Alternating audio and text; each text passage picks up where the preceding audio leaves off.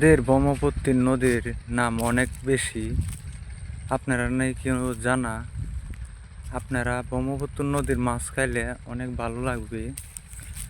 সালুয়া গ্রাম আমাদের, মধ্যম সালুয়া।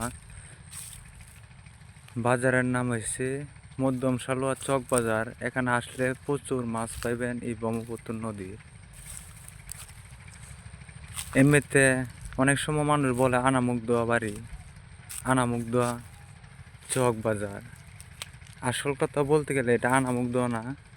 আনামুগদোয়ার আগে দিয়া বাজারটা শেষ হয়ে যায়, তার জন্য মানুষ বলে আনামুগদোয়া বাজার।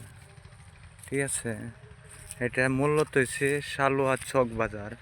আপনারা সবাই সালুয়াতে আসবেন, এই ব্রহ্মপুত্র নদীর মাছ খাইবেন, অনেক সুস্বাদু। ঠিক আছে, আপনারা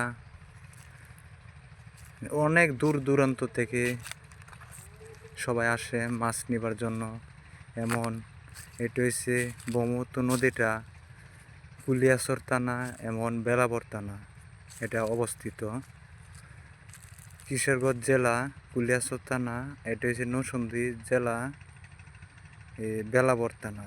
ঠিক আছে, আপনারা অবশ্যই আসবেন। এই সালুয়া চক বাজার, মধ্যম সালুয়া ঐতিহ্য বাজার। এখানে কোনো কিছু থাকে না, সব কিছু বিক্রি হয়ে যায়। সকালবেলার বাজার তো, সবাই আসবেন অবশ্যই।